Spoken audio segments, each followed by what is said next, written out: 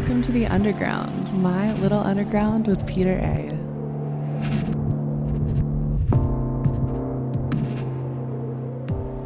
It's My Little Underground. I'm Peter A. This is the first episode of 2024. It's my annual anticipated show where I talk about some of the music I'm anticipating this year. Some of the stuff I'm going to be talking about today has a concrete release date and some don't.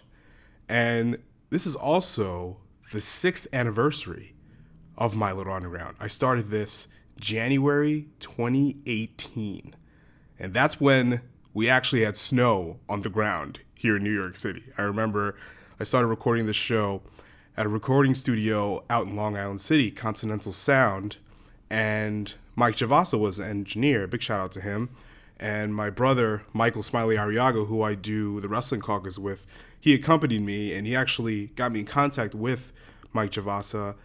And I loved recording there, and it kind of limited the amount of times that I wanted to record because I had to pay to record. And also, I was just starting podcasting, so I knew I wasn't going to do a weekly show. But it's crazy how far the show has come and how much My Little Underground has evolved, because I started doing it twice a month, only talking to people in the New York metro area. First, I'm talking to just musicians, and then eventually, excuse me, I'm getting over a bit of a cold. First, I'm talking to musicians in the New York metro area.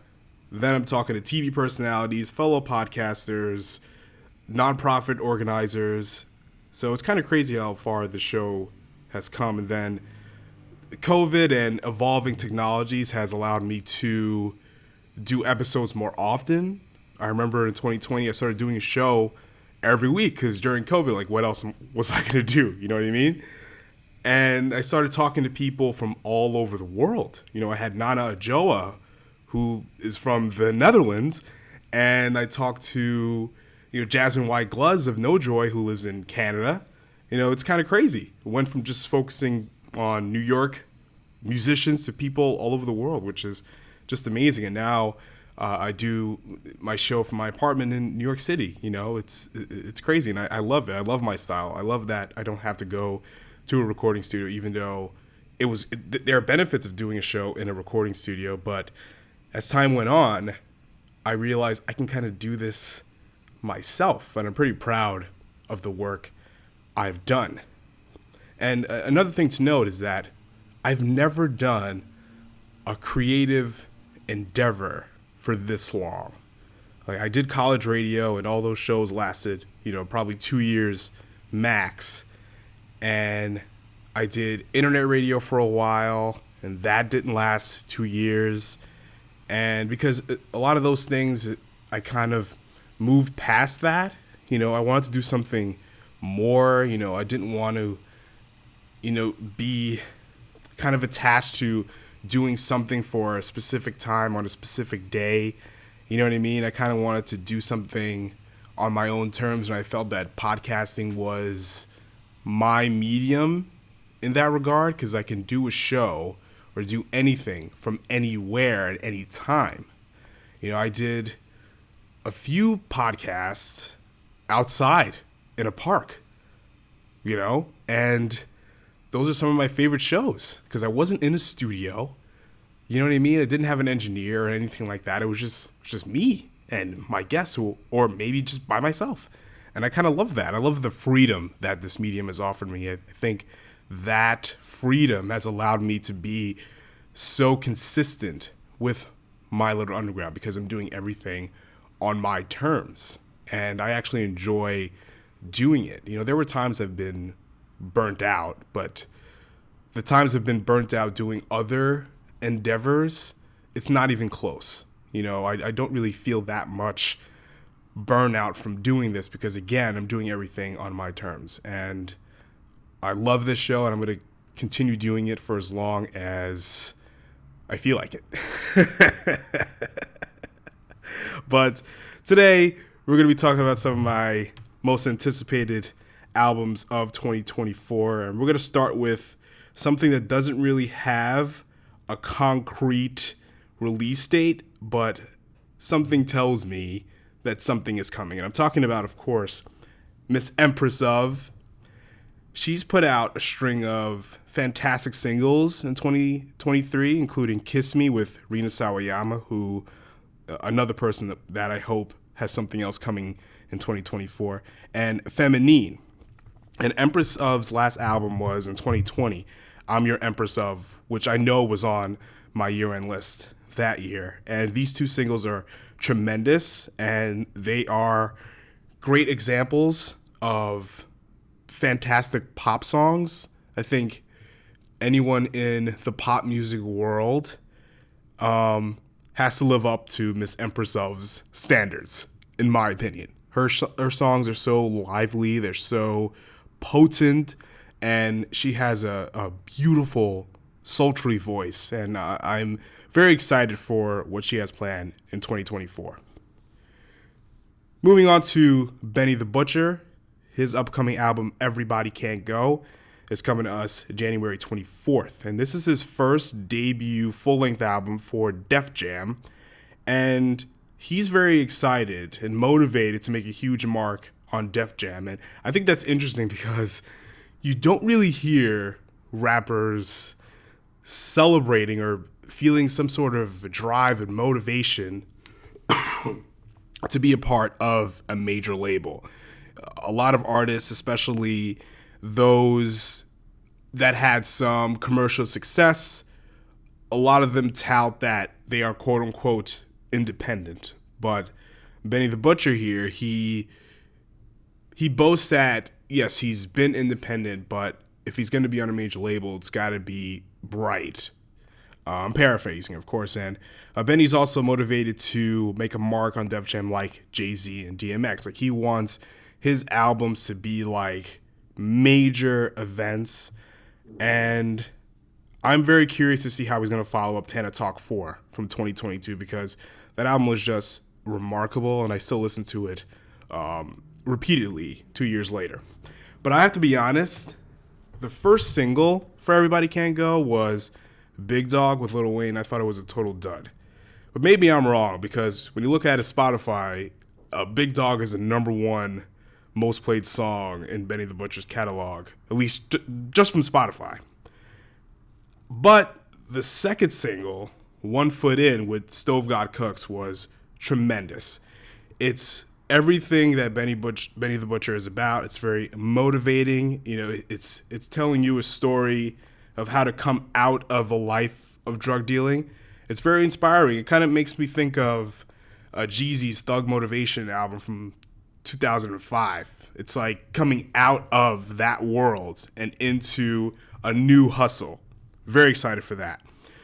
Moving on to The Umbrellas out of San Francisco.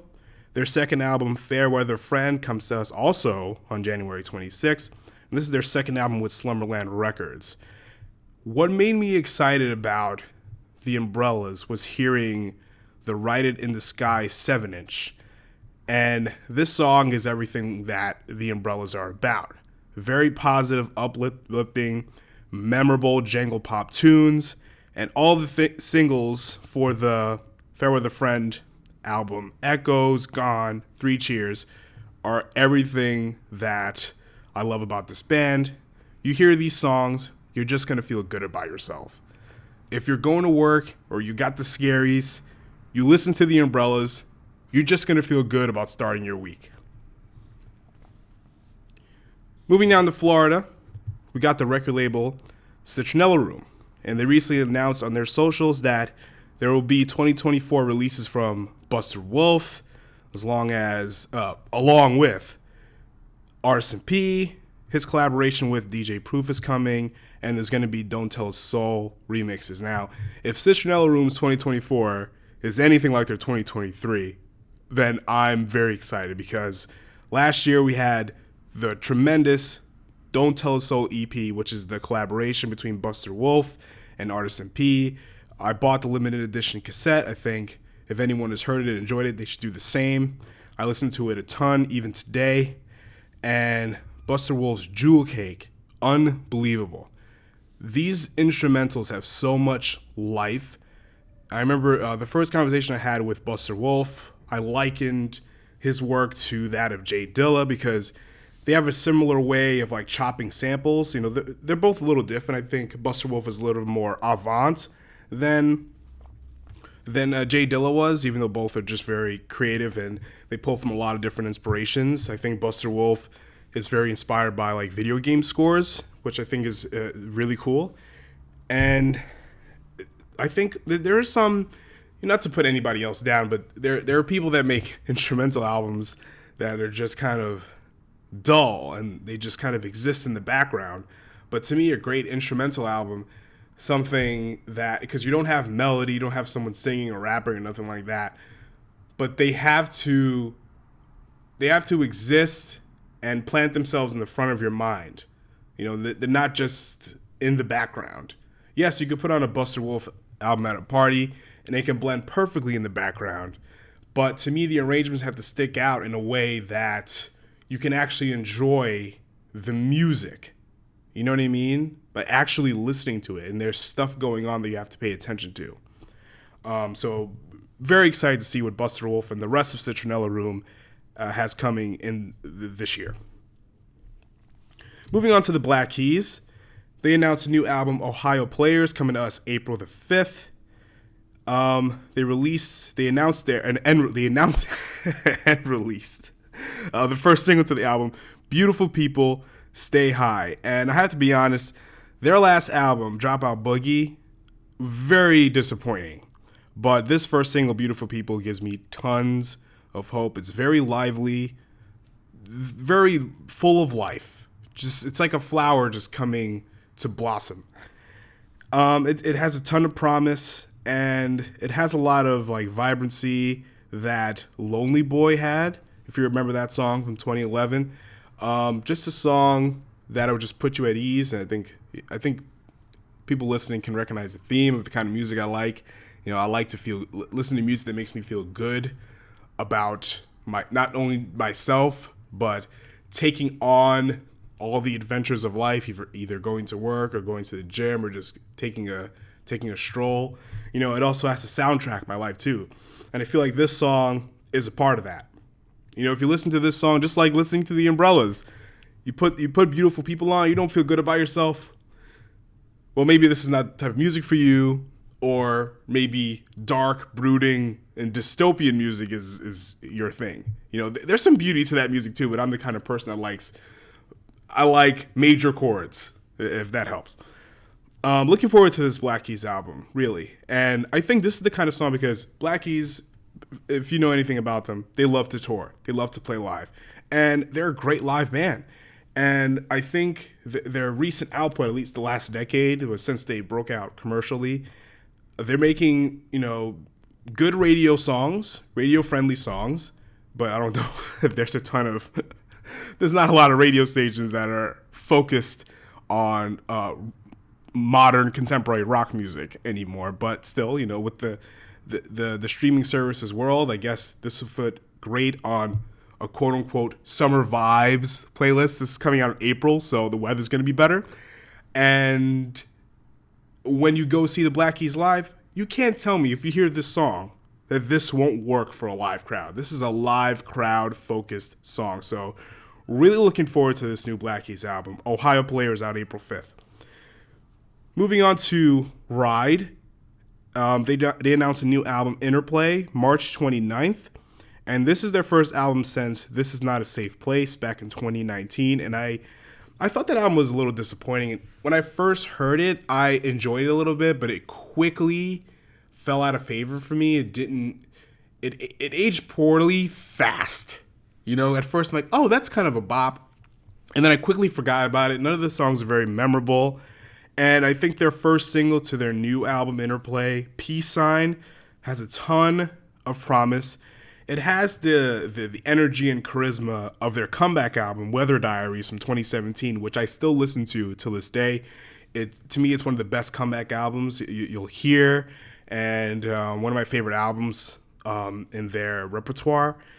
And I'm really looking forward to this. And this is another song, just like the new Black Keys song, that feels like it's very friendly to a live audience, because these days, for any kind of band and musician touring is the way to go. Not for everyone, but I know Ride, they go on the road a lot too, just like the Black Keys. But this is a very fun, lively song, so I expect the same for the entire album. But I'm looking forward to this. I love Ride. They're legends. Part of the early crop of shoegaze bands. I would also argue they definitely influenced Britpop that followed them after they broke up in the mid-90s. So looking forward to this new Ride album. And last but not least, we got the New York City quintet Gustav. They announced their second album, Package Part 2, that's also coming April 5th, just like the Black Keys. Their first single, Starting and Staring, is a catchy, sleazy, full of New York City nightlife energy, and it seems to me they're continuing the charisma of their debut album, Audio Drag for Ego Slobs from 2021. A lot of Gustav's music it catches your ear and it keeps you alert. It's like it's what coffee does to you. It keeps you alert and sharp. It's like having a double espresso drink. It's very New York City. It's if you ever been to going to any show, like an underground music show in New York City these days, you're going to a show, let's say at Broadway or Market Hotel. Gustav is that energy. They're a very fun band, and there are certain groups that put out music that just exists. I'm talking about, earlier on today I was talking about Buster Wolf and instrumental albums, and Buster Wolf puts out very energetic and lively, potent instrumental music. I think Gustav does the same with their music is kind of akin to like the New York City new wave, like early CBGB stuff. Kind of reminds me of Television. Stuff like that, a little bit of Blondie. And that stuff is very energetic, and it just exists in the background. Like, it's not department store music at all. There are certain bands that are out here putting out department store music, and Gustav is not doing that. Their music kind of turns heads. It makes you say, like, what is that? Like, you really have to just listen to it, and it catches your attention. It doesn't just blend in, So really looking forward to this Gustav album. And also, just like Ride and the Black Keys, Gustav's making music to get you to come out to shows.